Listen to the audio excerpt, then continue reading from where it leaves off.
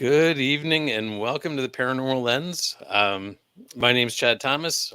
My co-host Jamie Widener, and we're here and we've got a great show tonight. But before we get there, how was your week, Jamie? Anything exciting? Blurry. It's like, how is it Tuesday already? Things just kind of go, and here we are again. So it's exciting, right? Mm-hmm. Yeah. Nothing too traumatizing or monstrous happened.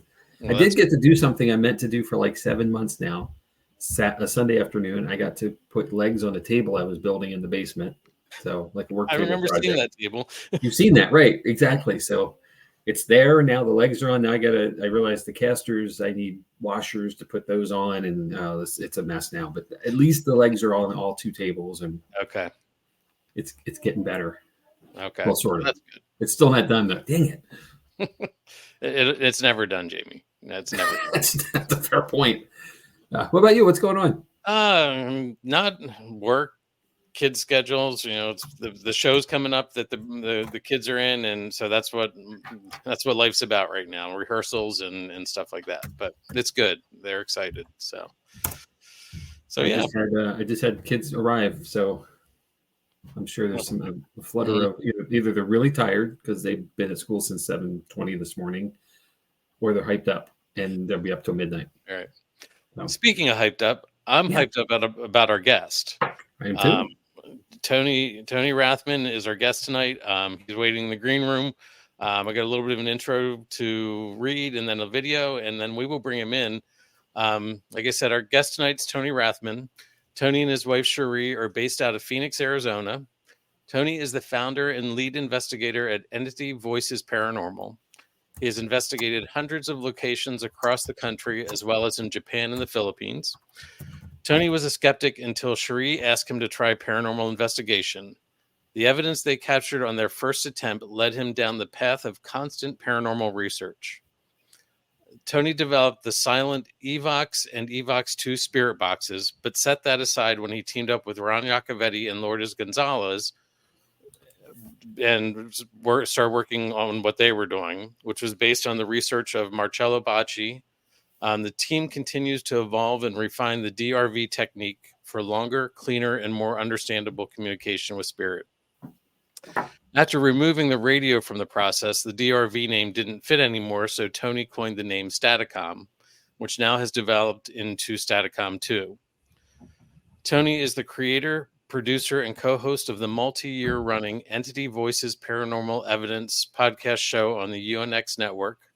Tony and his wife Cherie were former operators and host investigators for the old Phelps Dodge Hospital in Ajo, Arizona. And that was known as the Copper Canyon Paranormal Research Center, and they allowed people from around the country to investigate overnight. So I'm going to play a video clip and let Tony introduce himself and get into the Phelps Dodge Hospital a little bit. So here we go. I'm Tony Rathman, founder of Entity Voices Paranormal Investigations in Phoenix, Arizona, and this is my wife and co-founder, Cherie. We've been successfully researching paranormal activities across the United States, including haunted hotels, historic locations, and conducting private homes investigations. There's a whole nother side of life, the afterlife, that we want to know about.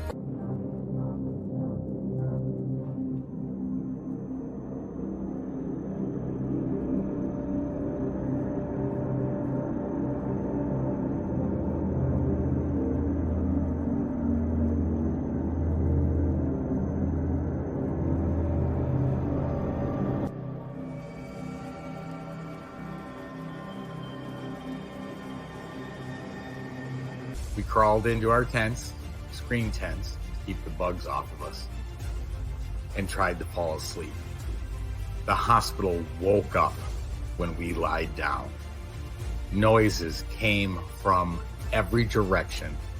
Doors slamming, footsteps, voices. You will clearly see that we are all asleep and in front of the camera. Therefore, there's no way it is us making the noises you're hearing. Hope you enjoy.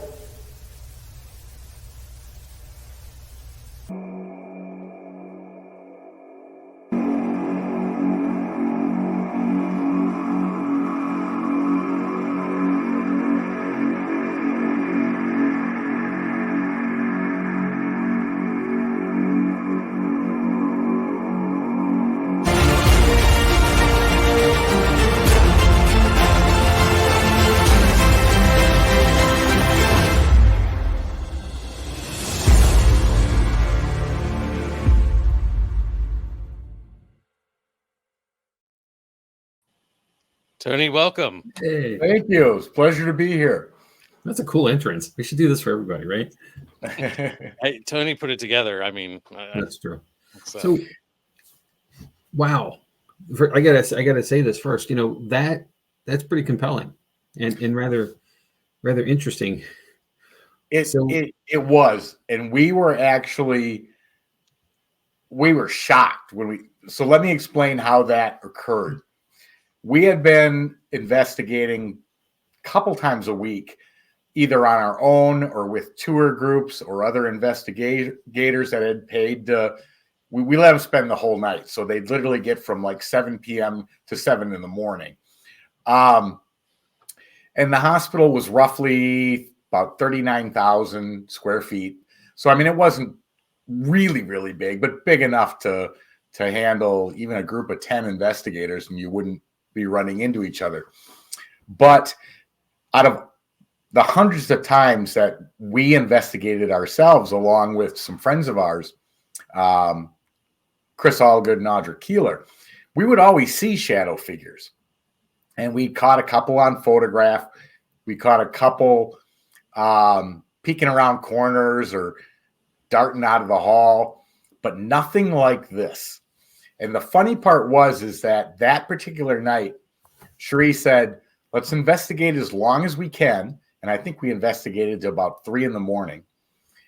And then we set up these little screen tents to keep bugs off of us, because there's some bugs in Arizona you don't want crawling on you at night. Scorpions, tarantulas, all sorts of other stuff. Oh, yeah. But anyway, we had put up multiple DVD or DVR cameras throughout the hospital, and we ran them into a recorder. We also had a FLIR recording constantly hooked up as well to the DRV recorder. The FLIR showed absolutely nothing. Yet this shadow figure, which looks three-dimensional because it comes out of the building or the door in the back. There's a room that it came out of, and there's another room on this side, which you can see him cross through. But when it comes out, this was like, I don't remember the time, 5 something in the morning, or just 5 or 5 to 5 or something like that.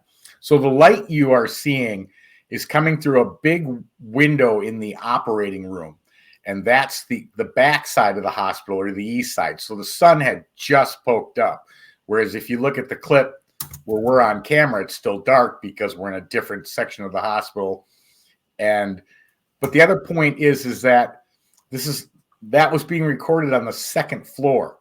So that window that's letting that light through is about 20 feet in the air.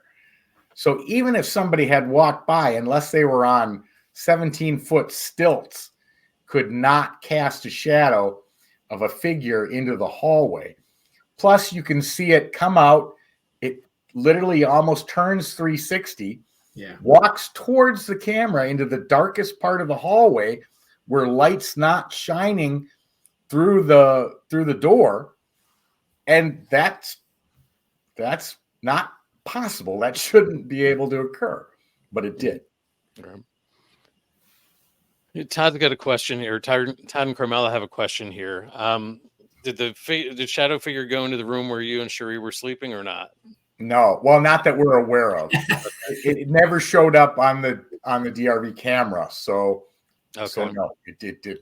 So. But the funny part was we found out a day or two after that the building had been sold.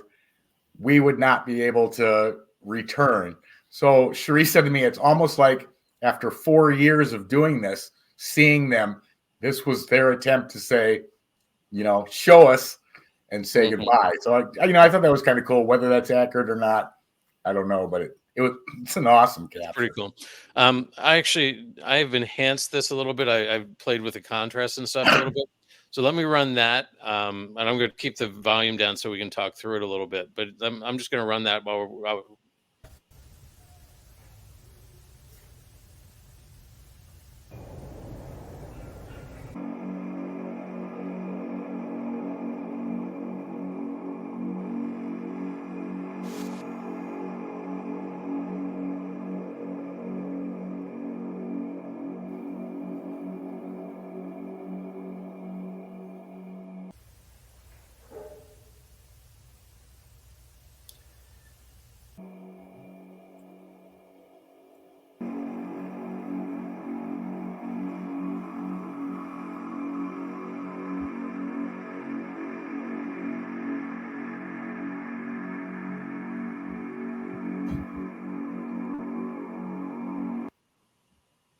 Wow. That made it. I mean, that makes them even clearer. Mm-hmm. It looks to me like the first one's a doctor who's gone in and sort of checked on something, left the room, and then like two other people have snuck out of the room and down or across the hall. It does look like that. But it looks like some sort of long lab coat, or I don't know, or maybe there were utility people that were fixing something. I don't know, but I agree, it does look like that. Yeah. Jamie, you're the one who likes. What are your thoughts here? I'm going to spin this a slightly different direction. So, in the spirit of your comment that knowing you're not coming back, and giving you that, for lack of a better term, last hurrah of Right. contact. The first piece of the clip, and I'm saying this slightly jokingly, but this is what I saw. It looks like someone's dancing. It's kind of like a movement, like a Maybe like, their look shift at me. was done. And yeah, it's the first thing I thought. The first time I saw it, the second time with the enhancement, it's even more to me. And obviously, that may not be the case if somebody just just doing some general motion, but Mm-hmm. it's almost rhythmic to a sense. Right. The first piece. Great And, observation. I can see certainly, that Chad's point of a doctor, checking out of the room, and then perhaps there's the nurse that's in there still doing whatever the task is, and the patient even leaving. Depending on the type of environment that they're at. I think of a doctor's office, and I know hospitals don't necessarily have that, but it's really interesting. That's a great point, and just a fantastic observation. We ran parabolic mics throughout the hospital as well, and the sounds, the banging, the footsteps. I mean, we heard the elevator come up and open. The elevators haven't run since 1985, but yet all those noises on the recordings are there. Mm-hmm. It was a fascinating place. We do miss it. We really do. It's a shame the story that you tell about it, but so just the basic background. I think it was built in about 1915. 1919, I think, was the actual year it was opened. And then it ran through 1985 under a couple of different management regimes, but correct, through 1985, and then it was basically shut down. And my understanding is everything was left there. There was a ton of stuff there. I mean, there were even, obviously HIPAA didn't exist then. Because we literally found file cabinets that had just full of patient records, medications that they were on, and so it was a wild place. I did a bit of math to kind of get a feel for the area, and we talked about this before we got on, but I lived in Phoenix as well. I've passed by the area heading out 8, going over to California, like San Diego. That's the shortcut, right? You don't go across 10, right? But so I've been near, but I've never been. But I know the area at least that way.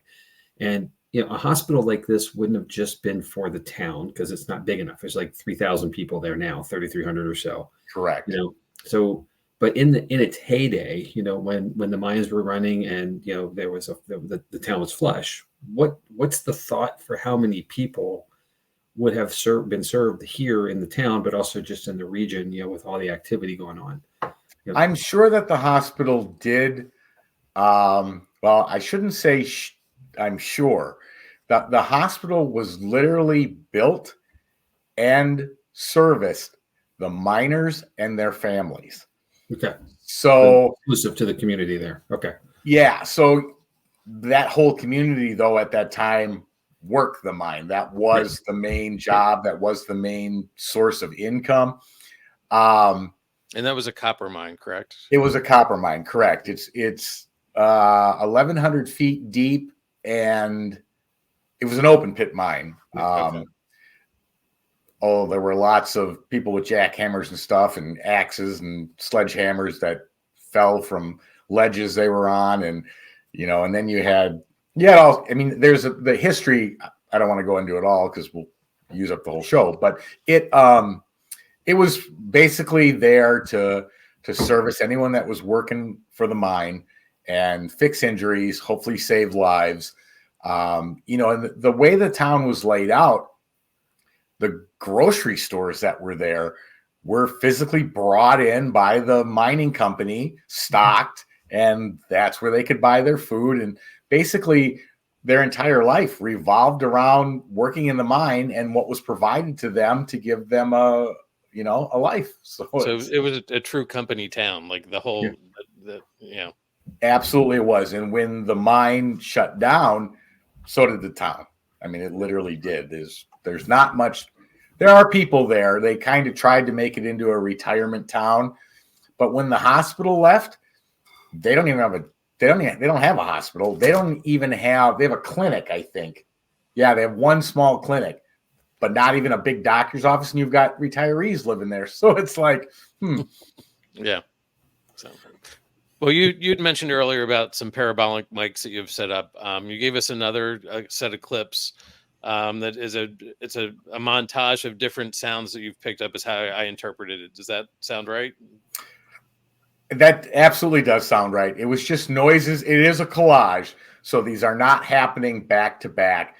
We took a video of us sleeping and then just layered the audio on it. So don't think these are all occurring, in this quick of a manner, because they're not, but that's exactly what it is. Just so you can get an idea of all these noises that are occurring in a building that is locked. My wife and I, our youngest son is with us too. He's in the screen tent behind us, but no one else is in the building. All the doors are locked. We're the only ones with keys. No one else is allowed or even has access to get in, yet all these noises are occurring throughout the night. Okay. So I'm going to play this, and you can talk and explain if you want to while we're doing it. So here we go.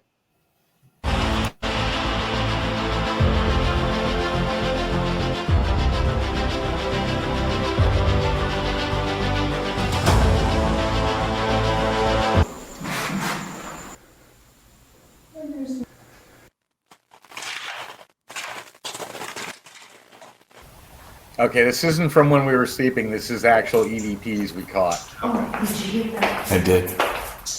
There's a woman in here. Mary, are you in here again?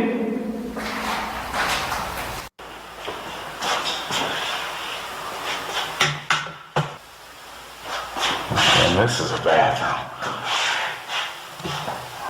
There is a male talking. I can hear it.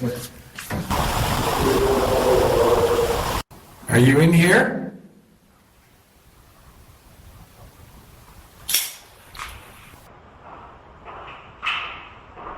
Fucking hear that? Yeah. What the heck was that?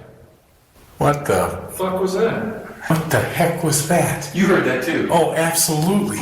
That was in here. It was- It wasn't outside. Who's in here? Hello? Oh my God, Chris, did you hear that? That wasn't you. No. Something's in here. I know something's in here.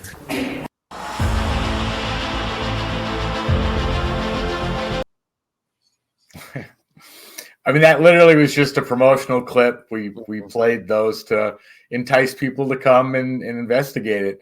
I have literally terabytes of captures from that location. Were those EVPs, or it sounds like some of them were actually like disembodied voices because you were hearing them at the same time. The high was absolutely disembodied voice and made me jump back. And then I'm like, oh my, Chris, did you hear that? And he goes, that wasn't you. So he heard it too. Absolutely. So yeah, that wasn't just EVP. That was disembodied voice. Yeah. Yeah, that's amazing. Jamie, you're muted. And as it goes, then with the window of time, how long again have you had the opportunity to investigate there or utilize the space? 2017 to September of 2021. Okay, that's a good window. Okay. Yeah. And we were down there all the time. If a weekend showed up and we had no plans, it was only about 2 hours away, so it wasn't too bad. Right. But we'd jump in the car and And it didn't matter whether it was daytime, nighttime, 2:00 in the afternoon. The activity was there. It was always there. Yeah, And that's a really thank you for saying that, because that's a common misconception that we can only investigate at night. right. And obviously a lot of our equipment, with night vision and IR and everything is aimed for nighttime, and things are calmer. And people Correct. ask this question. We host public events at our location at Booby's Brewery here in Mount Joy, PA. All the time, and people ask that why do we do this at night? And less people, less activity. Although it's connected, it's a brewery, so it's connected to a bar that has people rolling out at 2 a.m. In traffic at a street level. That it's a fairly not a busy street, but it's enough. Right. And so even those things, I quantify that in some of the spaces where we have windows that'll have light pollution because of a car. There's a train track nearby. Yeah, then people hit it at the right speed. You get that gunk, going Right. over it. Mm-hmm. So those are things that automatically get thrown out. But if we were there in the daytime, and it's something we've done already. We've done investigations in the daytime. There's just as much activity happening. The things that we'll capture. It's just you have to be a little more careful. The hospital being vacated, and I did a Google Earth on it, and it's kind of up there on the edge of town, kind of thing. So I can't imagine there's a whole lot of traffic out there. No, very, very little. There's a house sitting below it, and then the old doctor's house, nursing home. They're not those anymore. Those places were sold, but those were the buildings next to it. And now, so you're literally talking, you've got maybe 2 neighbors within 300 yards, and then you've got one maybe 100 yards down below, but that's it. No, that road's not traveled much. Yeah. And so you're not getting that pollution. You could trust your evidence at any time of the day. Correct. And, you mentioned, it's dark as night in the daytime because you're isolated inside the building without power. So, those clips, we always assume it's nighttime. Yeah. But that doesn't necessarily mean anything. And that's a No, cool thing no. Plus, here to get out. Plus, we had blacked out a lot of the windows in certain rooms to keep areas of the hospital, because we would do tours during the day. We would let people come in and just either tour it, because they always said, oh, my mother was born here, or my father, can we? So we would allow that, but we'd have people that would come in and do investigations sometimes when the sun was still up. So we'd block out hallways so it stayed dark, just to add that additional atmosphere when investigating. Mm-hmm. So cool. I like it. That's an amazing location to be able to do that in. Yeah, it was. It definitely was. And as we've alluded to, it's no longer an available location for you. No, which is a shame. You told us the story a little bit earlier off air, and it's quite a shame. But that's how some of these things go. Yeah, there was a location that our team used to do that they decided to renovate and turn into a wedding venue, so they didn't want the paranormal tied to it anymore. Just for the record, the paranormal paid for the renovations, though. So exactly, but go figure. So yeah, so it's a shame how we lose some of these, and I think it's important. Like the historic value of that set of buildings itself is just, it's a shame to lose that. And absolutely. I have to imagine the weather, is not a helper, in dealing with the upkeep and maintenance of this property being idle. It's just constantly being warned against by the high desert weather. Correct. Yeah. And just unbelievable heat in the summer. And, that pretty much took most of or a good portion of the roof and damaged it. And then during monsoon season, then it would get pelted with water, and then the sun would fry it for a couple more days after that, and things would crack. And so, yeah, it is a shame, because it's a beautiful building. It really is. So how did you go from that exciting episode or part of your life to the next exciting part of your life with Staticom? You've been involved in 2 pretty amazing things here. So how did you get from one to the other?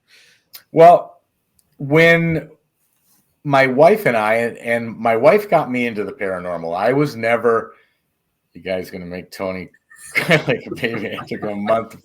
Yeah, it was a shame when we lost the hospital. It really was. It was, and then, we'd go very often, but when we couldn't go anymore and the keys we had to turn them over because new owners, we wanted to go twice as bad. But anyway, my wife got me into the paranormal. I didn't really think about it, and this was 14 years ago.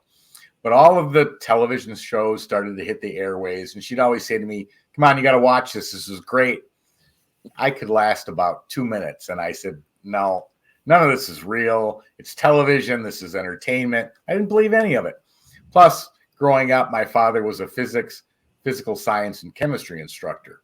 So, if I said, "Dad, why is the sky blue?" I got a scientific answer.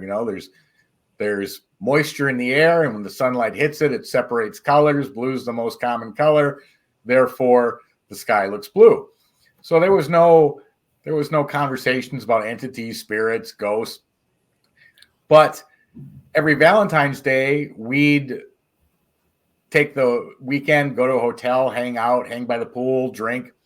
And she says, "I want to do something different this year." I said, "Okay, what do you want to do?" She goes, "I want to go ghost hunting." And I was like, "Oh, you're kidding me." Well, I had two choices. I could take her or have her mad at me until next Valentine's Day. So I took her.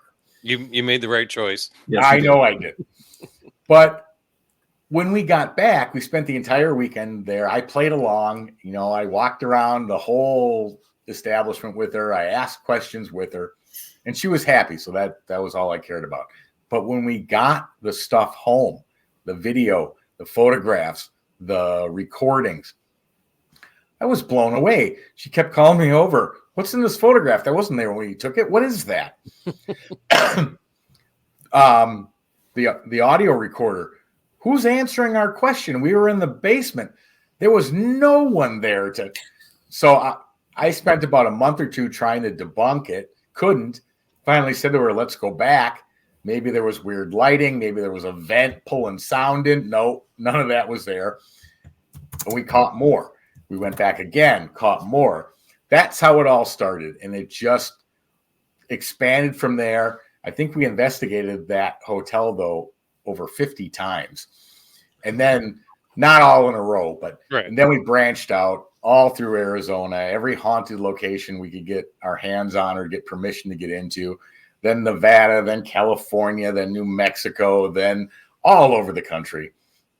And then eventually Japan and the Philippines as well. So that's how we got into the paranormal. Like I said, that was 2010. So what fascinated me about the paranormal was EVPs.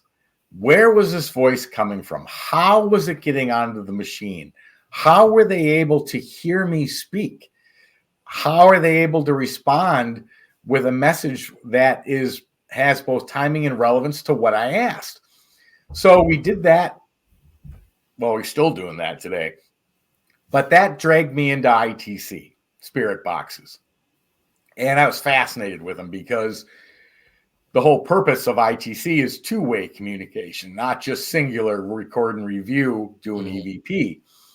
This allows you to ask a question, get a response, and then follow it up with a secondary question to get more information. So then I had worked in electronic shops when I was younger, TV repair, radio repair. So I took a spirit box apart and said, okay, what's in here? What's this made up of? How's it function? And then for the next 12 years, I built spirit boxes. I think we have 14 of them laying on the shelf over here, but I haven't touched one in 2 years. Why don't I touch them anymore? Not because they don't work, they do. But when Ron and Lourdes showed us what they were calling direct radio voice, which is literally a method they brought back that was used 1959 by Frederick Jurgensen and then Marcello Bacci, Dr. Annabelle Cardoso. They all experimented with it. And he said, the voices that are coming from direct radio voice far outweigh anything that's coming from a spirit box. Why is nobody doing this? So they literally brought it back. They sat for a year and a half, literally just in front of a 1980s boombox with white noise coming out of it, asking questions. And they did that religiously until answers finally started to show up. And then they added some computer filtering to the white noise. And that's when we saw it. And the first response I heard them get wasn't spirit box like a word or two were garbled. And he asked some question about one of the people that were investigating with us. And the response was, bring April to the basement. And I'm like, oh my, I was blown away. Mm-hmm. So then what we did was we joined forces, my wife and I and Ron and Lourdes, and we I don't want to say manipulated. We expanded direct radio voice into what we now call Staticom. The main changes were we removed the radio. The problem was anybody skeptic or scientific or academia based would say you're getting stray radio waves. It's not that hard to figure out. There's nothing paranormal against it. So what we wanted to do was get rid of that low hanging fruit. And Rod and Lourdes did a test in a zinc mine where radio waves didn't come through. They were able to still get voices. I was doing a presentation where I actually had a sleep machine in my bag, plugged it in, turned it to white noise, and asked a question. I got a response, which I was amazed at. But it actually imprinted onto the chip in the white noise. So it looped every 3 seconds. It wasn't live white noise. It was recorded. So every 3 seconds, their answer would repeat. But I'm like, hey, if it can use that, let's try a white noise generator. And that's what we use today. So it's a closed circuit system. White noise is 20 hertz to 20 kilohertz. Every sound the human ear can hear at a constant level, meaning not one is higher than the other. That's why you don't hear any of them. You just hear that shh sound. And no audio data, no syllables, no words, let alone no sentences. But yet we filter it then, and we believe through stochastic resonance, when the spirits lay their voice onto the white noise, it elevates the sound of their white noise because you've got that broadband white noise underneath it. It's kind of like if a bee was buzzing next to your head, a foot from your head, versus a whole hive of bees buzzing. That sound gets elevated, and that's what we believe occurs. And then we use a software program called VST, which is virtual studio technology. It's like an audio studio for the computer. And then we cut everything out below that voice, and then we only get the voice. Wow, that's the most technical description I've heard of it. So I'm processing it. So thank you. I'm going to ask Chad what you said later, because that's somewhere over here. Right. Yeah, I have a background in theater, so I've done a lot of audio engineering. I installed sound systems for a while, so I'm very familiar with white noise, pink noise, all those. So I'm just thinking about all the systems that I installed, and we used pink noise to tune it. What I could have been hearing if I had only known to listen.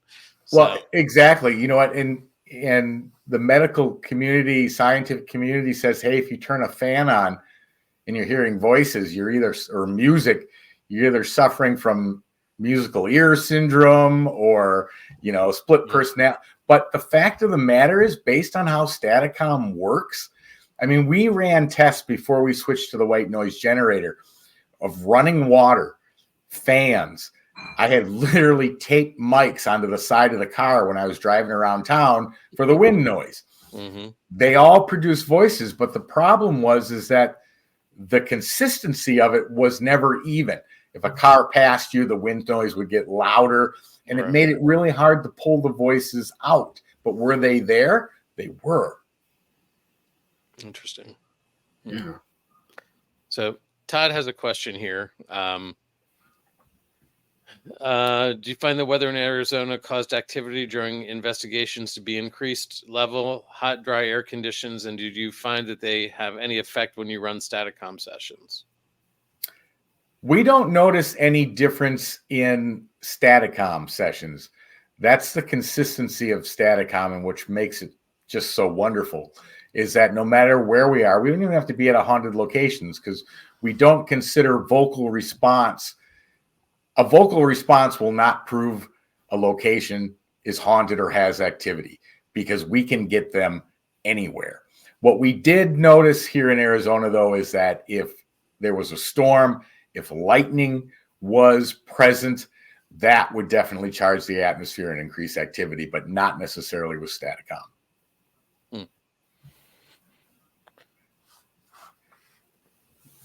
A lot to think about.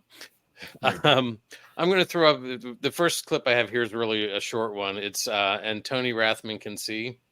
Okay. So let me it's a quick 3-second clip. So let me play that, and then you can fill us in on it.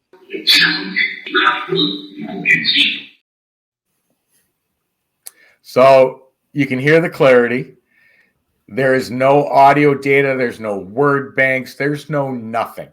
That voice shouldn't be there. Now, timing and relevance. When this was a place called the Montgomery House in North Carolina, and our entire Entity Voices team was there. Myself, Cherie, Ron Lourdes, and Chris and Audra. And we had just gotten in there. We're all standing there setting up our equipment, cameras, and I'm looking up. There was a stairway that went up, then a little landing, and then it went up again. And I saw something move. So I'm staring at it, and all of a sudden, Chris, whose message was just up there, he goes, "What do you see?" I said, "There's a girl standing on the steps." He goes, "You can see her?" And I said, "Yeah." And then later, we went outside, and I saw her poke her head through the window, looking out.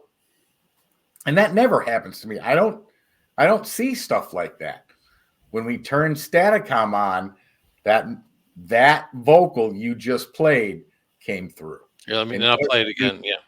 Yeah, and they used my first and last name.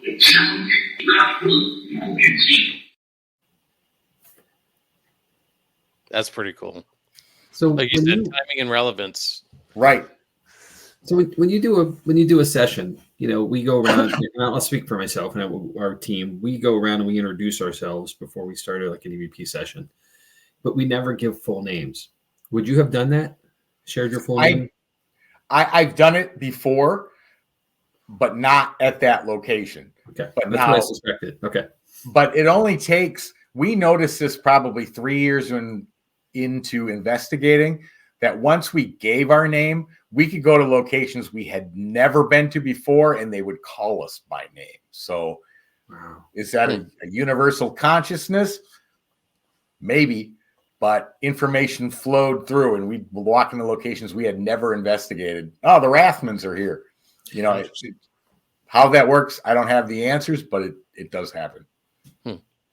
Wow. I have another one. I think it's called No Cops. Is this from the same location? It is. So before you play this one, we were asking questions. Lourdes actually asked, "What's your favorite part of this house?" Now, this house was on something like 1,000 acres, middle of nowhere. So, I mean, even somebody coming from town, it would probably take them 3/4 of a day to get to it. But we were thinking they were going to say the library or the study, but this is the answer they gave. All right. What's your favorite part of this house? What room?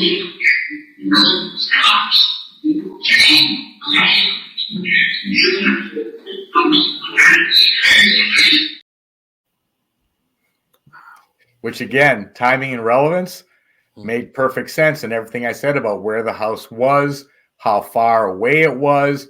Yeah, there wouldn't have been cops and would have had safety for the children to play without fear of anything except maybe animals, but that would have been it. Now, you said this is the Montgomery House, right? This is the one that Chris and Audra still correct get to a lot. Still run. Yep. Okay. They run this one. Okay. Yes. All right. Very cool. Jamie, you've got that look on your face. I'm good. It just,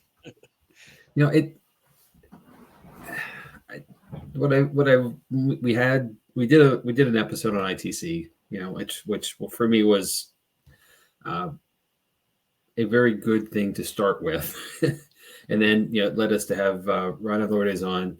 and my mind was blown. But now but I've kind of become, I'm starting to absorb this more, and out of like just sheer wow factor, and I guess I want to ask you this: when did the wow factor end, or has it ended yet for what you're capturing all the time? Or you're just kind of just rolling with it now because it's happening so frequently and in such clarity. The wow factor never ends. Okay.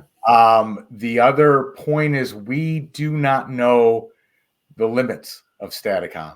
We don't know where it's eventually just gonna not be able to produce farther than where we're at today.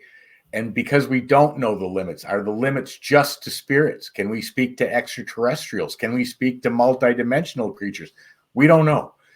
Because all of those variables are still up in the air. I mean, there's a lifetime of research with what Staticom is showing us now and what we can test. Just the other day, I was having a conversation with somebody and they said, hey, have you ever asked how the pyramids were built? Have you ever asked if Atlantis exists? I mean, there are literally millions of questions that can be asked. Have we ever asked any of those too? No, we haven't. Why? Because it's so overwhelming that, you can't do everything. We have to pick apart things the other question we always get is, well, how do I buy this? Is it for sale? Well, this was done for research purposes only. And even the 12 years of Spirit Box building, I never sold one because that wasn't my point. It wasn't for production. It wasn't for resale. It was for the research. And same with Staticom. And if we even were to put it out there, the research would stop because all the free time would go into answering people's questions. And so right now people ask us that all the time, but we don't have an answer yet. It's a different kind of business at that point. The business now is the research, and then it would be the retail. Yeah, I totally appreciate that. Yeah. Customer support takes so much energy, right, Jamie? Yeah. Hold on. This is appropriate though. Sure. Yeah. We did ask that question, winning lottery numbers, but guess what? We knew this partially from just building spirit boxes, but there is what we call universal laws. And it basically says that we are here on this planet in a 3D body meant to learn, grow, evolve the spirit or the consciousness, whatever you want to call it. And those universal laws limit them from giving you information that's going to interrupt this experience that you're here for. And apparently the lotteries, because of, a massive amount of money all of a sudden would probably change everything about you, including your outlook and what you cared about. But when she said it about the lottery numbers, they just go quiet, that you will not get. But we can ask any other number. How many spirits are here? They'll tell us. Which is a good segue. Let me play another clip. I know which one this is. I think you know what's coming up. So I'm just going to play it and you can tell us about it afterwards. Sure. Yeah. How many spirits are with us right now? 300. 300? Did you say 300?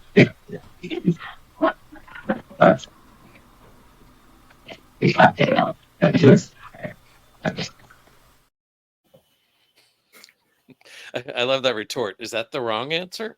And the other thing about it is you can hear the accent in there. Mm-hmm. You can hear the tonality of the speech. You can hear the emotion attached to it.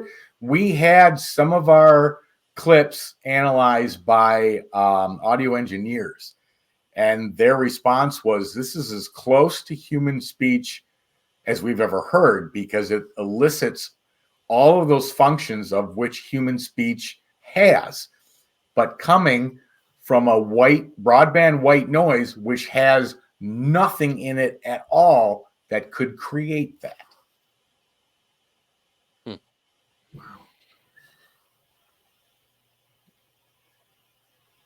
I find it interesting too that like it's like you were picking up on somebody else's conversation, and she passed go.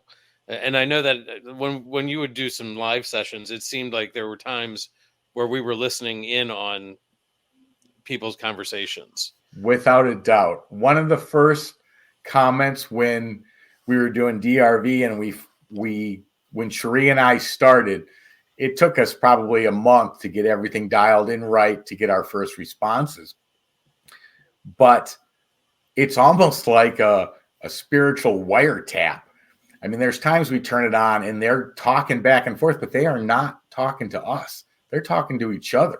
Mm-hmm. And you can just sit there and listen, although eventually they do figure out you can hear them. But I remember some of the first responses that we got, the spirits were saying, he can hear us. Oh my gosh, he can hear us. And I said, yeah, I can hear you. See? I mean, they were literally, you could hear how surprised they were, how excited they sounded. And so, yeah, you're absolutely right. It's kind of like a wiretap.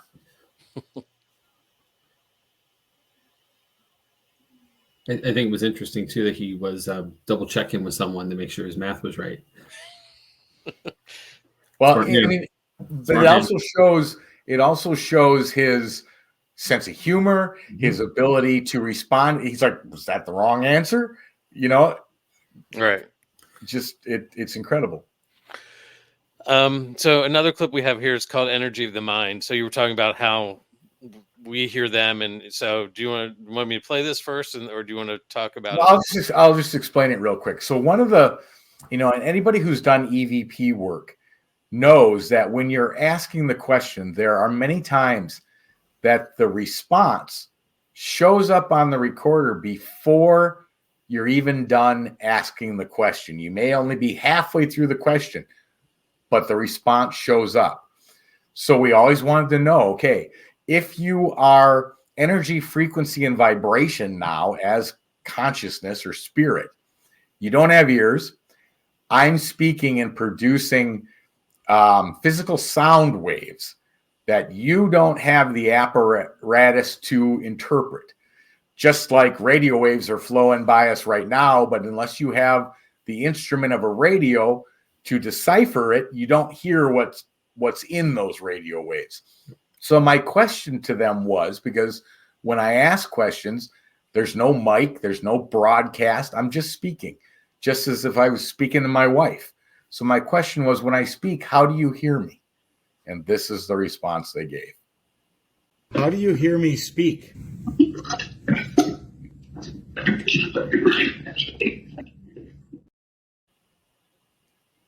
So there's your answer. They're not hearing me speak. They're picking up on what I'm thinking, which would explain then why you can get an answer on a recorder before you even finish asking the question. Wow. The compelling piece of that for me is that we call it. That means there's more than one person in there in communication with each other. Right. Some conscious grouping that's happening.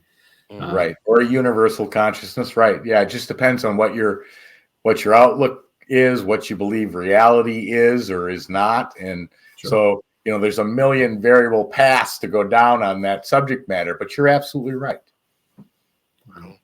It's just, I'm sitting here in awe. And I've listened to these clips several times today, and every time it's like, wow. Yeah, it's incredible. And, we are very excited about what the future of it is. Half the questions I was saying, what are the limitations? Where does it stop being able to do this, or does it? We don't know. We don't know. So the next one that I've got is Let's Touch Tony. I feel like this is back again at the Montgomery house. I was sitting on a chair with a room behind me, and apparently they wanted to reach out and touch someone. But it was funny because I remember feeling like something rushed up behind me right after this, because I heard them, or right before it. I can't remember which one, but yeah, here's what they said. Can you stop talking and let spirits that are in this house answer our questions? They're trying.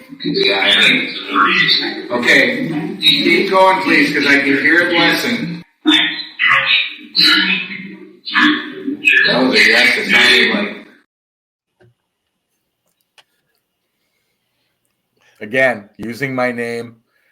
And like I said, again, broadband white noise. No audible data exists in broadband white noise at all.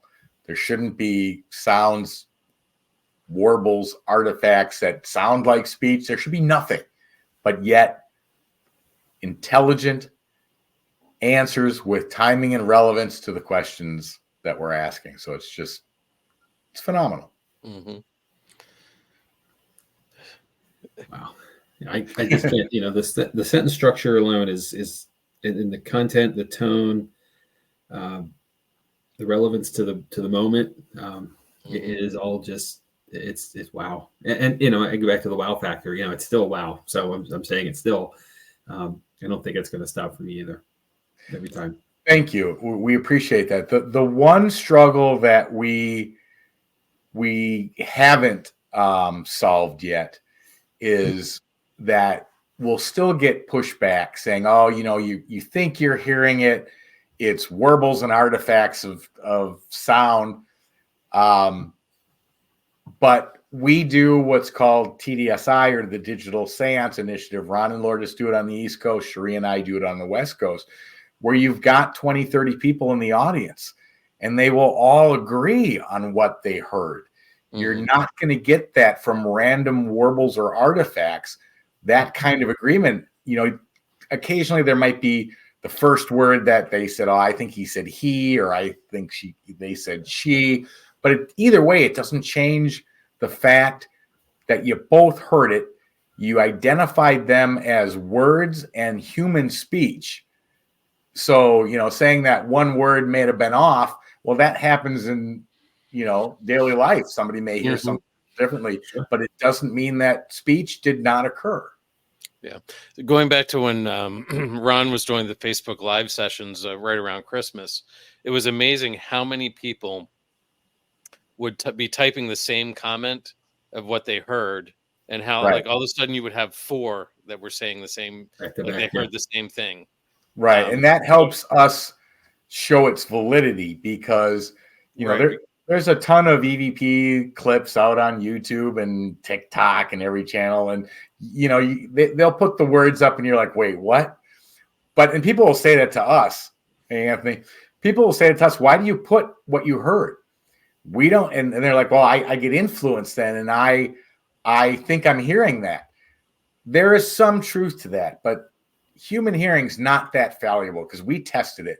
We put out a bunch of them, put completely something that wasn't even there, and people said, I don't hear that. I don't hear that. Right. Can it influence it? Sure, it can, but it's not to the strength level where someone's going to think they heard something that doesn't exist. Right. The other interesting point is when you're doing the Facebook Lives, it will auto generate the text for you. Yep. And there's so many times where it is picking up words. So how could that voice to text thing be picking up words out of warbles and it couldn't. That's a great point. And we did an upgrade to Staticom. We now call it Staticom 2.0. We did that. I think I finalized it 2 weeks ago, maybe 2.5 weeks ago. And that speech to text, when we run it through that, or Otter or any of the other speech to text, it has improved significantly. We'll get 50-60% of the words coming up. So that was a big plus as well. I'm looking forward to you guys figuring out how to run that through Facebook and do some live sessions. Hopefully not too often, because I stay up way too late while listening to them. We have the ability to run it through OBS, but we can only put it to one channel. When we made the upgrades, Ron had to upgrade his computer system long before I did. But when I made the changes, added components, reconfigured it, trying to increase the clarity of the speech. My laptop couldn't handle it. So we had to go out and buy brand new top of the line processors. I think mine's got 32 or 64 gigabyte of RAM just to make this thing run smoothly. And so our problem is that anybody who says, hey, can we do a live? We're still struggling with that because the processor's so heavy and used to run it that if you have to connect to a live stream, even if you're not the one hosting it, still the connection can cause us issues. So we're working on ways around that. It's almost like you need a second machine to do your live stream. Yeah. Which we've tried that too, but then we get the problem of echo, which is even worse. So yeah. Wow. Before we get too far off going back to this last point, we all have recorders when we're in the field, and we don't have the luxury of having Staticom. So bear with me. We're doing this old school still. So we've got voice recorders. Some are better than others, of course, quality brand, things like that. But, the rarity of capturing a Class A EVP comes into this, and when you do get it, of course, it's like, the moment, but, there are B's and C's and mostly C's, let's be honest. There's something there. I'm not 100% sure. What I want to say to this is you're capturing Class A EVPs every time if we're going to go in that scale. And you're right. That alone to me is that is the difference, the mass difference of how much stuff are we as investigators out there doing the good work that we're all trying to do. How much are we really missing? That is literally right at us. And when you said the radio waves are all around us, it made me think of it. Like there's stuff everywhere. This, and man, it's just that blows my mind as well. Like it is, and to have responses so clear that it's literally like talking on the telephone. I mean, this is probably one of the goals to this was to finish Edison's thought to create something that was as close to a phone to the dead as physically possible. We're getting there. Now, don't get me wrong. I mean, the progress has been phenomenal and we're super happy with it. But none of the 4 people on the team, we're never happy. We always want to push it that extra step further, and we will continue to do that, like I said, probably for a lifetime. But you are correct. This type of communication where you're not guessing at what was said, you're not fighting the static sounds, the crackles, the fluctuation in the radio signal, making pops, crackles, squeals. None of that's there. So it's a whole nother path. Mm-hmm. So in that spirit then, and pun intended for saying spirit, I guess. But when I get a poor EVP, I'm more apt to discard it, or because I can't clean it. I can't get enough to make it be better than it is. Do you get to that point as well with what you're capturing in Staticom? Is there evidence that's just not enough to say this is really something? How often does that happen in the mix? Yeah, I mean that's a correct. Like I said, it's 2.0 is clearer than Staticom, the original Staticom. But are we always trying to improve? And do we show everything? Only when running a live, and I'm sure you've seen Ron do it. I've done it. We'll run for 45 minutes, and then we're up to doing it. Ron's done 2.5, 3 hours, I think. So you can hear stuff in there that you can't make out. Now, this 2.0 is much clearer, but we will always continue to enhance that, because when we can now hear not only whether it's male or female, we can hear emotion, we can hear accents, we can hear that can happen on EVP, but that's rare as well to be able to truly get all that simultaneously. Whereas Staticom, you can continue to ask questions. You can tell it's the same voice answering. I think Ron and Lourdes had a 1:07 full conversation where this gentleman was speaking, and for 1:07, he just kept talking. And it's a great clip. And then when we first started, and having built spirit boxes for 12, 13 years, I would take those out to the field, turn them on, and it was me going, are there any spirits here? Do you want to communicate? What was life like? What about this build? But it was me asking question after question after question until we went to direct radio voice, which is now Staticom today.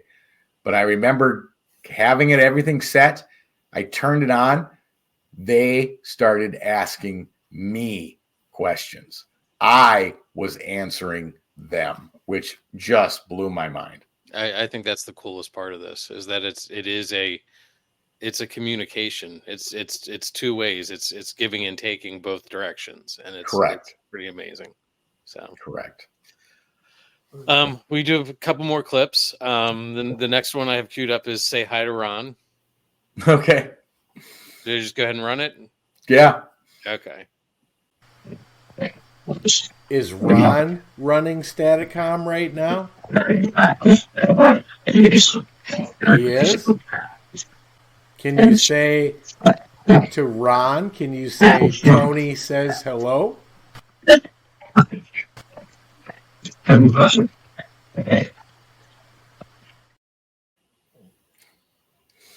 mean, talk about the exchange of information. And we've not Staticom 2.0, but the original Staticom. Staticom produces vocals consistently and better with 2.0. We've always had stuff we know, speech, but not quite discernible enough. Correct, Ron. The only thing we always get 100% clear is the word Rathman. It does come through often, but he's absolutely correct. But one of the things we noticed was that, people just last night, I think on our EVP show, someone asked, have you ever tried like some sort of remote viewing to see what they could do? Well, Ron and Lourdes were in New Jersey. Chris and Audra were in just outside Charlotte, North Carolina. And Cherie and I were in Phoenix. Chris and Audra in North Carolina, Chris wrote a word on a piece of paper, didn't say it, didn't tell anybody. Ron in New Jersey said, what word did Chris write on the paper? In a matter of about a second and a half, 2 seconds, they either figured it out, read his thoughts, whatever, answered on the Staticom in New Jersey so we all could hear it, said the word. Chris held the paper up after they said it. Sure enough, said the exact word he wrote, which I believe was zebra. Wow. But that communication, when I said, hey, is Ron running Staticom? And they're like, he is. Well, I asked Ron the next day, I said, hey, 9 o'clock my time, 11 o'clock your time, were you running Staticom? He said, yeah, we were. And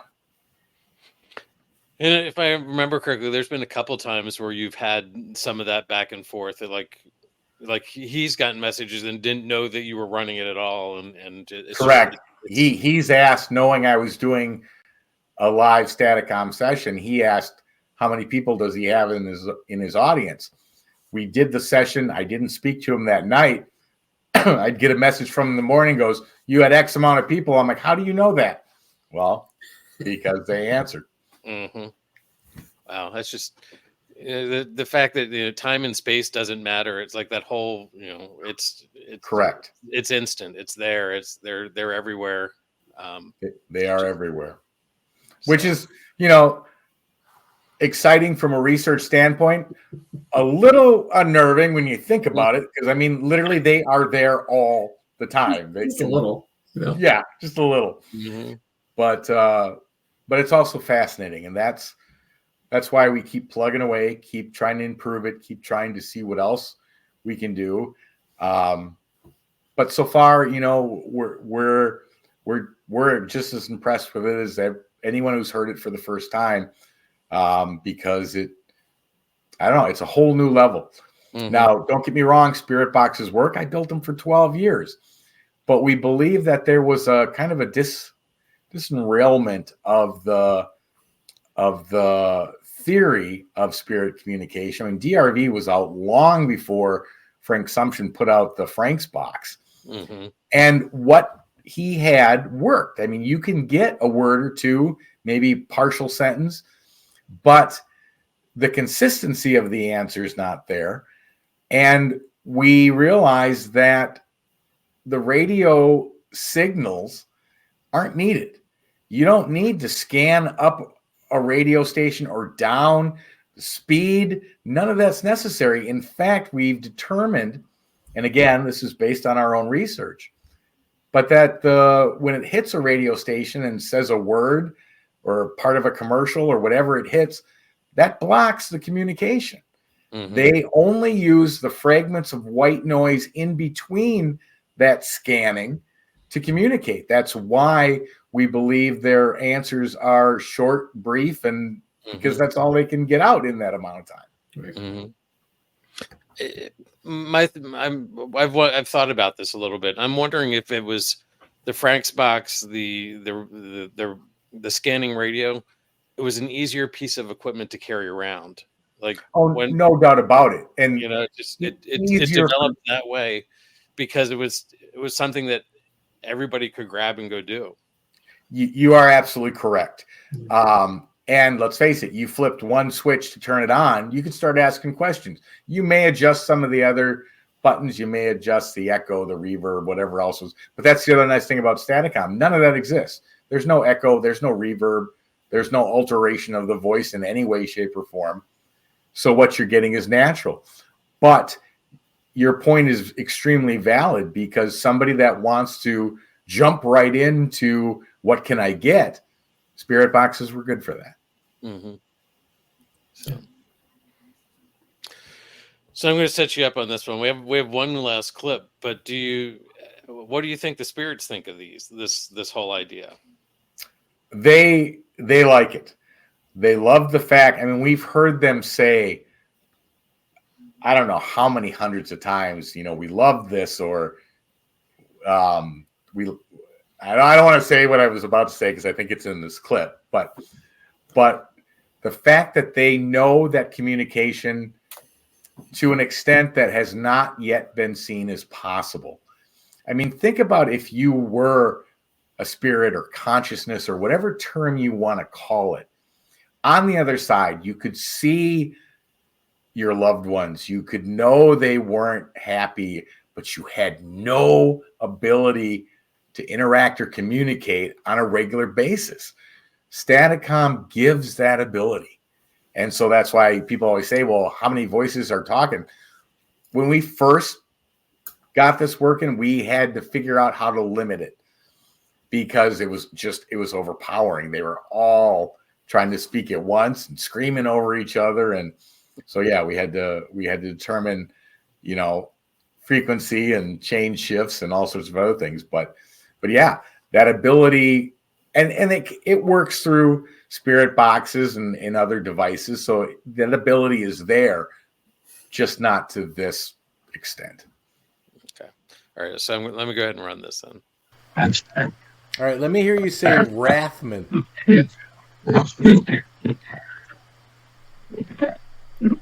How about now, spirits? Can you say Staticom? You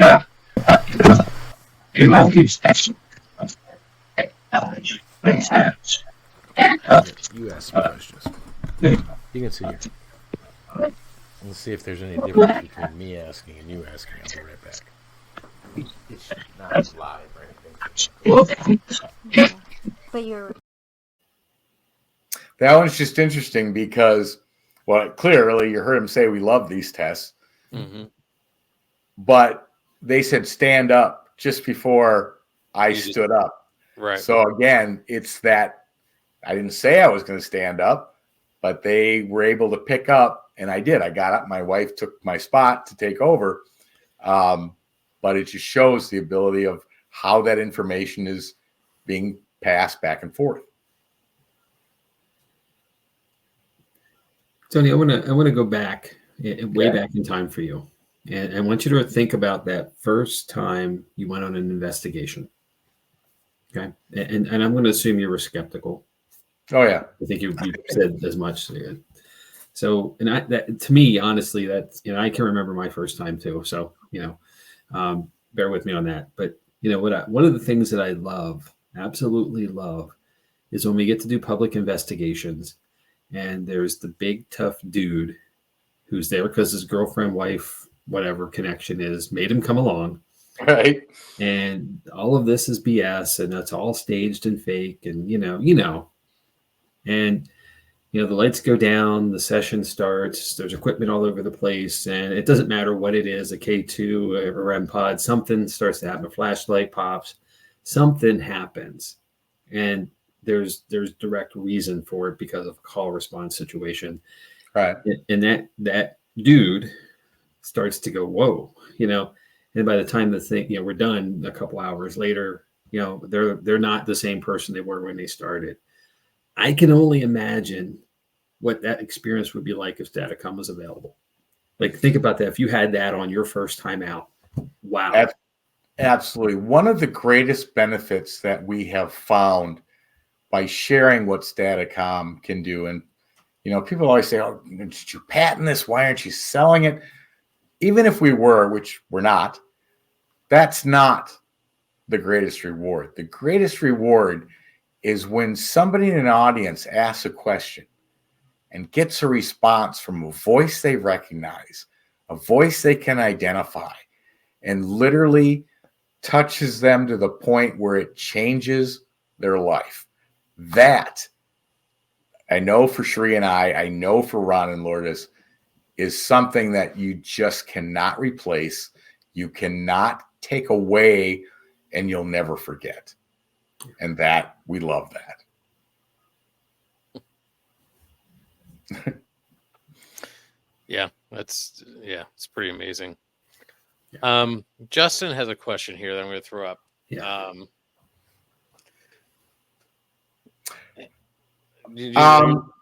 I don't know that we've. Let me think about it for a minute. I don't know that we've specifically run a test saying, okay, tell me what I'm thinking. Could it be done? Absolutely. But again, that list of what can be done is so long. But we know that they can only by other examples of clips that we've done, and something's popped up and we're like, okay, there's no way they could have known that. They answered it before it was done, or like me standing up. He says, stand up. And I did right after. It's a theory that that's how it's being passed on. But the fact that I literally said, how do you hear me speak? We call it death, energy of the mind. That's the thing. When you look at principles of physics, when you look at Nikola Tesla, who said, if you want to understand the universe, think in terms of energy, frequency, and vibration. When you think in terms of what a spirit may be or what consciousness may be, energy, frequency, and vibration. And guess what? Guess what white noise is? Energy, frequency, and vibration. Mm-hmm. Yeah, it all comes together. It does. Yeah. It does. Yeah, I'm at a point where I've just taken in so much information that I don't. I have two questions I'd like to ask you. And sure. I'm going to kind of throw a general blanket over this, so bear with me. But okay. in your opinion, and we kind of touched on some of this, maybe it's answered already, but I'd like to hear your thought. What would you say are the most common misconceptions associated to or around ITC in general?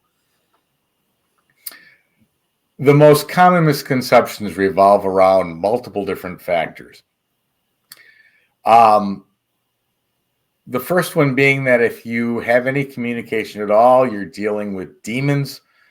You're going to get possessed. Your life is over, and you better fix it immediately and go see a priest. We've been communicating through spirit boxes, DRV, and now Staticom for about 13 and a half, 14 years. That's misconception one. The other misconception is the flip side of it.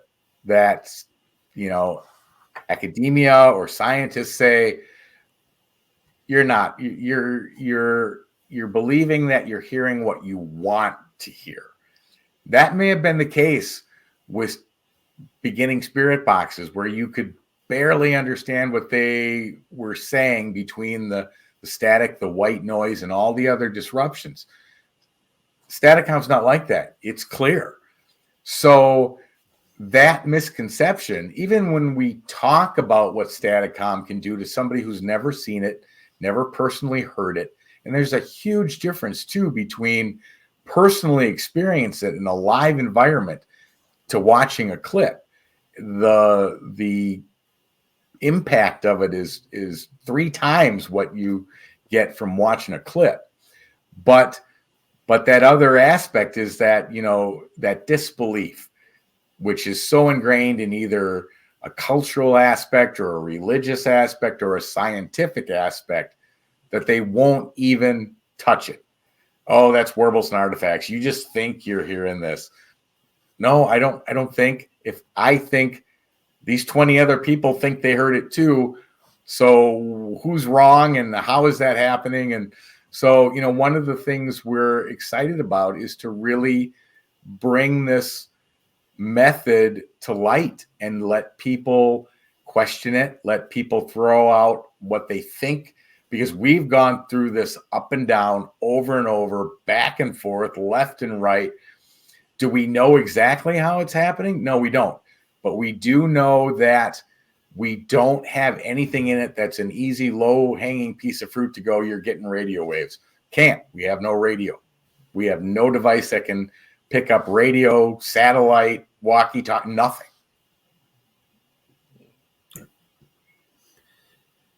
All right, second question then, and then building upon it. So, and obviously you're not going to get the winning lottery ticket numbers. Nope. We tried. So given the pie in the sky, if anything could be possible, where do you see the Staticom project in, say, 5 years from now? What do you Hopefully in the hands of everybody interested in the paranormal, wanting to see what they can catch, what communication they can have, what answers they get when they ask questions. That for sure. But there's so many positives about where this could go. I hate to elaborate too far because, like I said, we don't know the limitations of it yet. Right. But could it be used? I mean, anybody who claims to have had extraterrestrial contact always say they were speaking to me. I heard them, but their mouth never moved. Okay. Is that a form of telepathy? Could Staticom easily pick that up? We've even had people say to us, do you think Bigfoot could communicate through this? I don't know. We don't have those answers yet. Is it possible? It could be. But then there's other sides to it we have to keep in mind, is that because it has the ability to give us information, either A, we're not aware of, B, we don't know, C, we're not 100% sure where it's coming from, also opens up the door of what organizations would love to get a hold of this. And I'm sure you can think exactly who I'm thinking, but that's another thought we always got to keep in mind. I can only imagine they're not already on the radar there. So yeah, at least one of those agencies or organizations, entities, whatever we want to call them, to be not on our radar ourselves. Right. Chad and I can't go to jail. You're too pretty for jail, Jamie. Too pretty for jail. It's funny. I said that comment at the end of our sessions, our public sessions. I always advise people. I tell people, congratulations, now you're officially a paranormal investigator, and I joke that their certificates in the mail, because. But then I do advise them, you can go out on your own and do, investigate places, but make sure that you tell people where you're going and you're allowed to be there. And it's the first time I ever said this, and I did it as a joke, but you're all too pretty for jail. And people argued with each other that one of their group wasn't. So, but you're absolutely right. Permission is the absolute probably most important, on top of safety, not being alone. But unfortunately, we have those people within the community that don't pay attention to that stuff, and it gives a bad name to everybody in it. It does, and that's that's the reputation piece alone. we are struggling for, I'll call credibility, but that's probably not the right way to say it. But for to be acknowledged, as a pseudoscience, maybe even a real science. Obviously, I think you're supporting science more than anything. And the things that we do negative, that draw it down. And it doesn't have to be the trespassing piece or, right. the physical thing like that. But the false documentation of evidence, the staging of things, the stuff that does happen. It hurts. It's frustrating, and it puts the good light that we're all trying to project, it puts a filter on it, and it automatically puts a huge filter. It gives someone an excuse to say it's not real. And well, exactly. And the more poorly put together stuff that's out there, I mean, researching the paranormal, trying to explain it, try to understand what's occurring is hard enough to do because of the doubt of, what are you doing? You're crazy. None of that exists. But yeah, when poor stuff is shown as an example, that reinforces that ability that, that's, what do they think they're doing? And that makes it even harder. So you're right. That whole reputation, that whole ability to take a look at what you captured, know your environmental surroundings. What was going on when it was captured? Was there a dog barking outside, or was there, you got to be aware of all of that. Then you have to review, let other people review, let them question it or ask questions to make sure you covered all your bases before you say, this is unexplained. Tell me what you think. And then, okay. But a lot of that's not done. Oh, look what I caught. People are like, wait, that big red circle in the middle? I don't know what you're what you're showing me. Yeah. Well, we equate this to the difference between being a ghost hunter and a paranormal investigator. The ghost hunter is chasing shadows and everything's a ghost, and the investigator is going to take away all the normal things, and then whatever is left could be paranormal, but you're still skeptical of that until you can really knock it down. And there is that night and day difference, and you see it, Correct. And that's we try to teach that in what we do with the public, and I hope others do as well. And I'm assuming others do, because it's the difference to at least to me, and I think for our team, that is the hugest difference between the credibility and the non-credibility. Right. Completely. You lose no one listens anymore. Right. And thank you, Ron. Sheree and I do appreciate it. I noticed Ron said that, and I didn't mention this, but yeah, we don't believe that they read our minds. We believe because we're connected to a universal consciousness that they can access it. And that's the same thing we were talking about prior when you said, talking about giving our names, and that we had done it. Mm-hmm. And then we go to places we had never stepped foot in, and they'd be like, hey, the Rathmans are here. It's Tony and Sheree. That wouldn't physically be possible if some type of universal consciousness didn't exist that was being shared. Right. So good point, Ron. This comment ties to that as well. I believe our thinking and thoughts get put out there into the universe, and some of the information we're not absolutely, Lourdes. Absolutely agree. I agree. Yeah. Well, and the other point is, and Ron always says, we don't know where these spirits are at because timing doesn't exist. Timing is the lineal timeline is a human construct. Distance doesn't exist. They can be anywhere at any time. But if that information, when we were asking a question and they were who knows where or how far away, and then had to get it back to the machine, which literally interprets it so our physical 5 human senses can understand it and pick it up, that would have to be superluminal contact, faster than the speed of light, to happen at the rate at which it's happening with Staticom.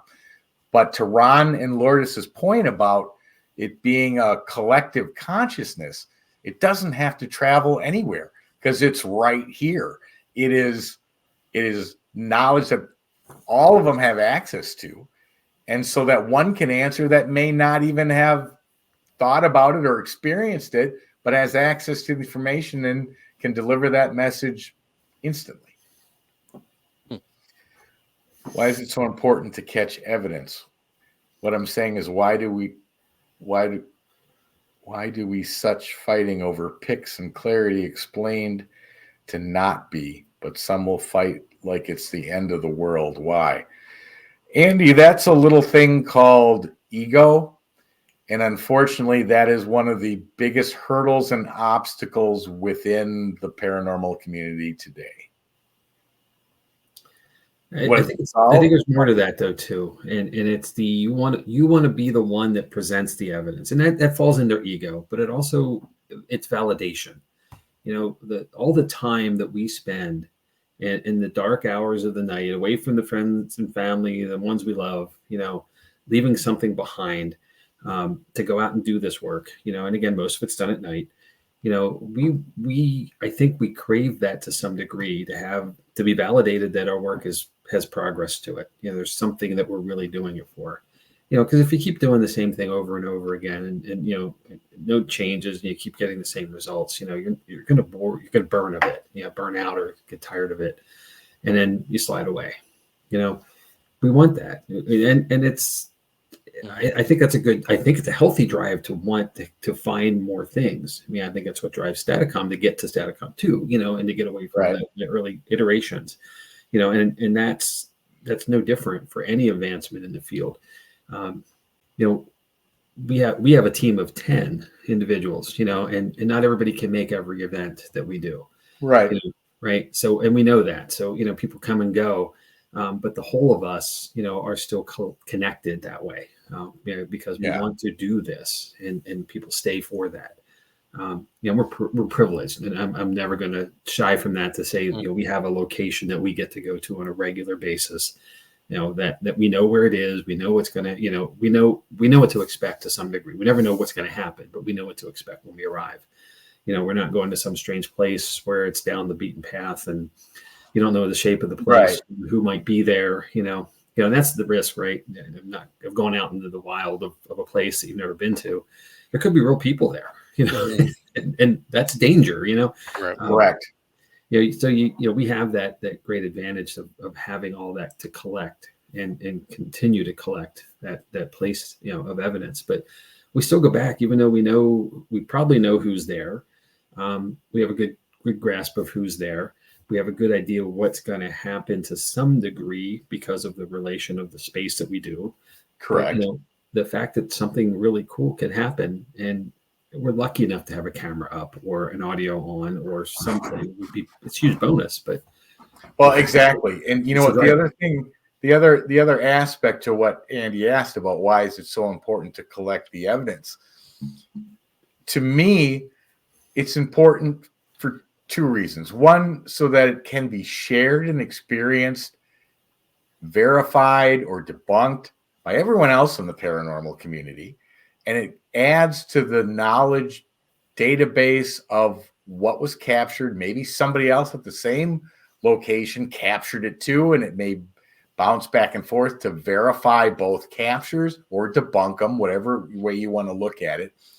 But otherwise, without some sort of capture to be able to reproduce to other people, it's the fishing story of the big one that got away and broke your rod into 4 pieces, and it was this big. Mm-hmm. If you have video, audio, something that can be replayed, it adds validation to the story behind it. And especially with something like the paranormal, which today materialistic science says, well, we can't study it because we can't capture it, we can't measure it, we can't reproduce it.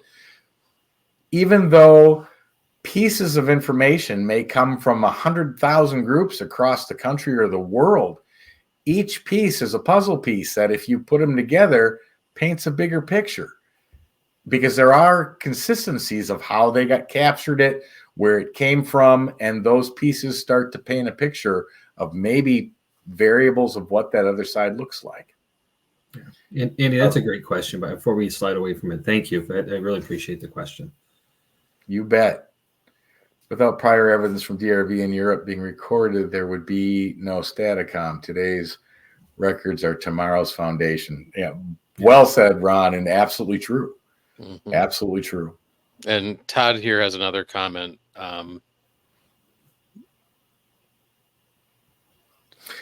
Staticom, in my opinion, has brought together many of us in the paranormal community who are all searching for the same answers. As more and more people become aware of Staticom, hopefully it will continue to unify us. And that's another aspect that we probably didn't foresee coming. But if that is the case and can happen, absolutely wonderful. Because back to what Jamie was saying, that everybody wants to be the one to say, look what I got, look what I captured. When that unity breaks down, mankind has been trying to figure out what life after death is for thousands of years. No single person is going to do it on their own. No. We may have a chance with everybody testing, trying new things, but it'll never happen from one individual.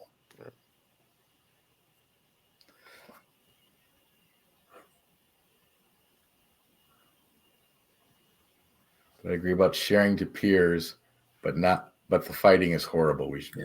Andy, I completely agree. Again, there's no sense in it. There's no productivity in it.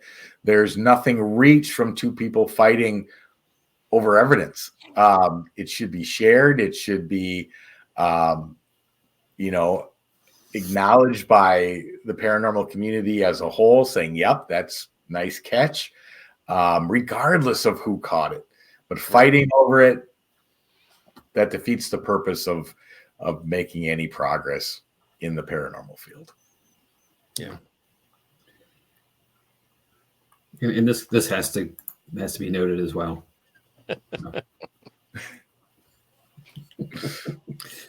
Ron, it's true. Don't deny. Wow. So I got one more question. I got one more. I know we're way long. No, you're fine, Jamie. And it's past Chad's bedtime. So I got one last question for me, Sure. at least. So you're a paranormal investigator. Correct. Okay. So if you go out to the field and you don't have Staticom available, what's your go-to instrument? What's your thing? My answer would have been, if I don't have Staticom, probably recorder first and foremost. Like I said, the amount of information that can come through on a single EVP, again, you can tell if it's male or female. You can tell if it's adult or a child. You can tell if there's an accent or a dialogue. You can tell emotional state based on how they're expressing what they're saying. So a vocal response to me, which has timing and relevance to it, regardless whether Staticom we're talking about that or not, you can't beat that. No REM pod with a flashing light or a flashing light from this direction is going to give me that kind of information. So it would be a digital recorder. Okay. Cool. But today it would be Staticom, no doubt. Right. One thing I wanted to bring up that goes back to one of the shows that I watched a while ago, is that you were actually getting communication. I can't remember the whole thing, but it was like you were hearing communication through your cameras or something. I wish I could remember the whole thing, but it's like the voices were coming through. Now I'm drawing a complete blank on it, but it's like there was the Staticom is always there. It's like you weren't running Staticom, but there was something else with a white noise, and you were hearing it through that. I think you're talking about when we investigated the Diplomat Hotel in Baguio City, Philippines. It was pouring out, and they had these things in the walls where the water would literally run down the wall into a trough and then flow out of the building. Well, it created basically a white noise background. Cherie and I were the only two people in the entire building, yet we could hear them speak to us with our own ears. In fact, we have a clip where Cherie asked about 5 questions in a row, and you can hear every answer after her question. And we could hear it with our own ears. So that might be what you're referring Yeah, to. I think, yeah, that sounds right. The experiences that are out there to be had, huh, Jamie? Well, first of all, what kind of drainage system is this? What? What?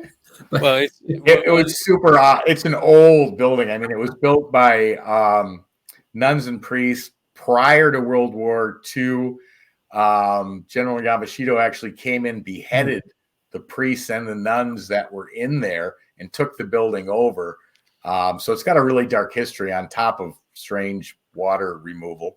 But I mean, you have to think these places get monsoons and they have lots of water. I know, and it's just like, so Yeah. it's pretty, but it's pretty amazing. So it was, and it's funny because people say, well, like that Phelps Dodge where I said, if you're here, say hi, and then I heard that hi. Well, the whole point to how Staticom is built is that white noise exists naturally in the environment. So could the process we're using for Staticom literally be the same process where there's a background white noise sound that they can place vocal energy or whatever, however you want to define it, on top of that to make it audible to our human ears? And the answer from a physics standpoint is yes. Mm-hmm. Wow. Yeah. Wow. I may have said "wow" tonight more than I have in like the last forever. Well, since Ron and Lourdes were on, so and the team of the four of us has just been absolutely fantastic. We think the world of them and our entire EVPI team. But working with Ron and Lourdes to develop Staticom has been just an absolute pleasure for Cherie and I, with the background of audio and spirit box building and everything. But we couldn't ask for a better arrangement. They're super people, and it's developing great, and I can't wait to see where it is in another 6 months or year, or who knows what we can make it to by then, but we'll see.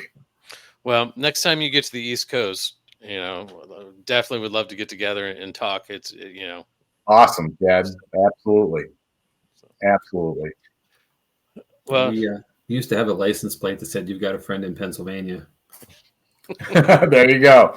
You know what? We actually may be in Pennsylvania this year.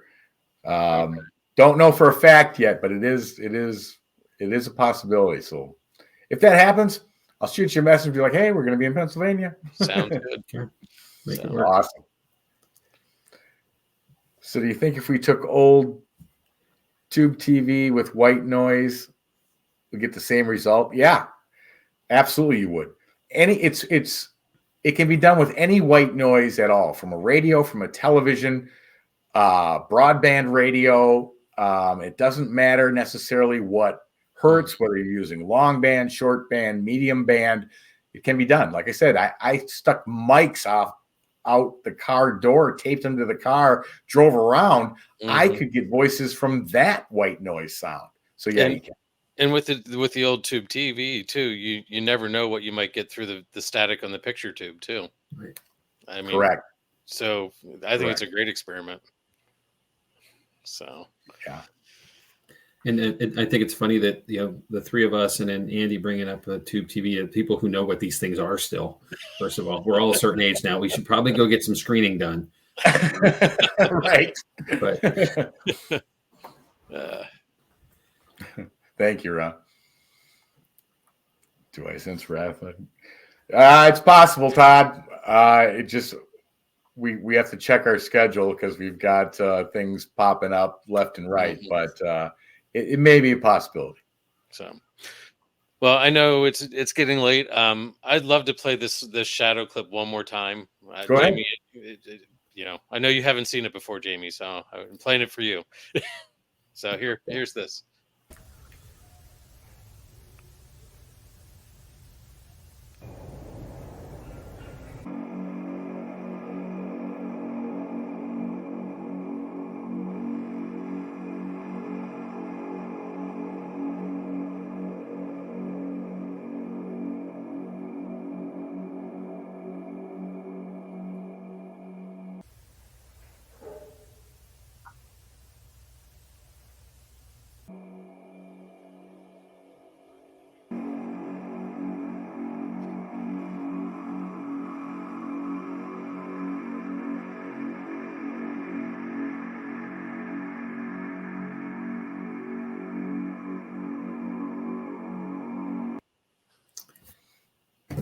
it just hit me. They're walking through that door. Duh.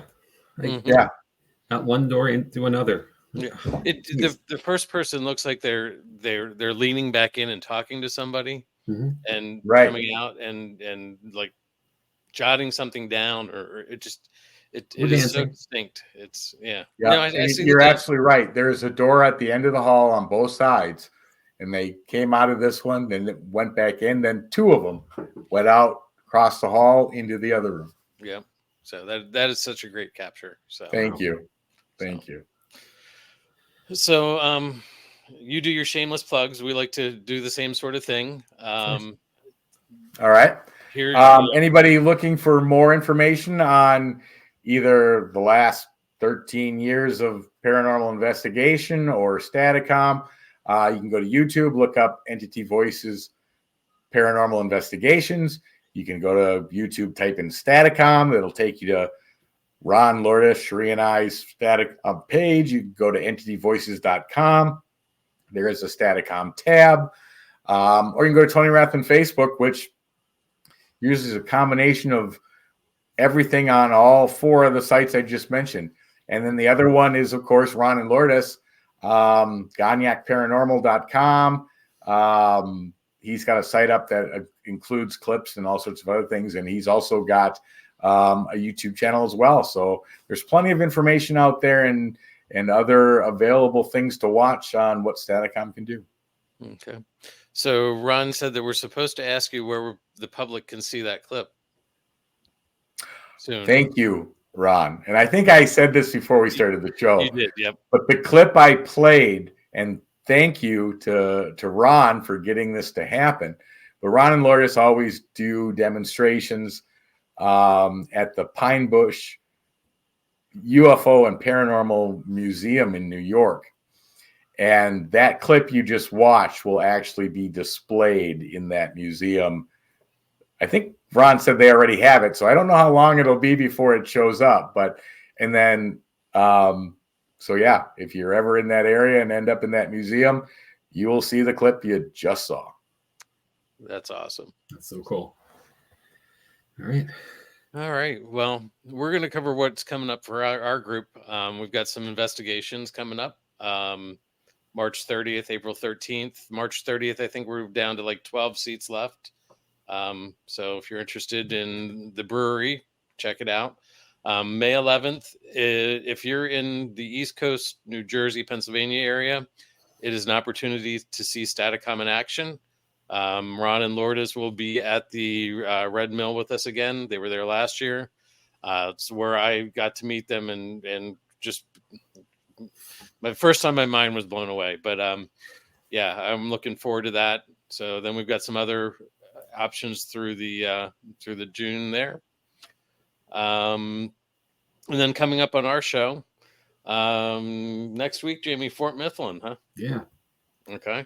Yeah, so it's getting the episode is being built as we speak, but it's getting bigger and bigger. So, with a lot of great history in a really accessible location, if you're in the same area that Red Mill and so forth is, it's just right outside of Philadelphia, right by the airport. So, okay, more to come. And then I'm going to dig into telekinesis. Jamie's going to dig into doppelgangers. Then I'm going to do another one of our local ones, the Rockford Plantation. So I'm interested in that. And then April 9th, Jamie's going to be away, but I'm going to have a special guest co-host, Mr. Steve Dills, and we're going to talk about the Hanover Tavern. So that'll be an interesting one. Not a bad fill-in. Okay, I'll admit it. So just remember he's a fill-in. That's a one-time thing. So, and he actually may bring a guest along. I got to run that up the flagpole, but he may bring a guest along from his team. So we'll very see. Cool. Then you can find Jotniks on the social medias that we always talk about. Yep. So yeah. Tony, I want to thank you for a great show. Like, my mind is completely mush now, but that's a good thing. Well, I want to thank you both for having Ron and Lourdes on, having me on, be able to further explain what this new methodology can do. And if this show caught your interest, keep an eye on Staticom. You'll see it popping up, whether it be in physical locations to be demonstrated live. But there's plenty of information out there and much more to come. Mm-hmm. I'm sure there's going to be another episode with you or Ron, or you and Ron together. Maybe at some point you'll be able to do a live one that we can do at least a short set. Who knows? The opportunities are endless. So it will happen and will be available. Like I said, we're working through the issues of what the actual computer needs to run it versus what we need to do to be able to run a live as well. But we will figure it out. I have no doubt about that. And it shouldn't be all that long. We got a couple of ideas to make it work, and as soon as we can, yeah, we have a list of people saying, can we do a live show with it? Can we do a live show? Because we've done it in the past, just the upgrade really was much higher on the processor use. So, so, of course, but it's an open invitation. Without a live session or without one, it's always an open invitation. So So if you have something that's earth shattering and groundbreaking, you want to let us know. We'll get an episode on with you. So awesome, thank you, appreciate that very much. Remember, you have a friend in Pennsylvania, so I will remember that, even if I have to get a license plate to say it. So we'll find you. Don't worry. Yeah, thank you. Well, again, thank you, Tony, Jamie. Thanks for hanging out another week with us. Thanks to everybody who's. I don't know. I'm tired. This is Chad past his bedtime right now. I want to thank everybody who joined us and is hanging out with us. So yeah. If you've not been with us before, please come back again. We don't talk this long usually, but this was an exceptional guest tonight, and again, fantastic work. So not going to use your email. I'll remember that, Lourdes. So, all right. Well, I think we're going to run the end credits here, and we'll see you in a little bit, Tony. Don't go anywhere. Okay. Sounds good. All right. Good night.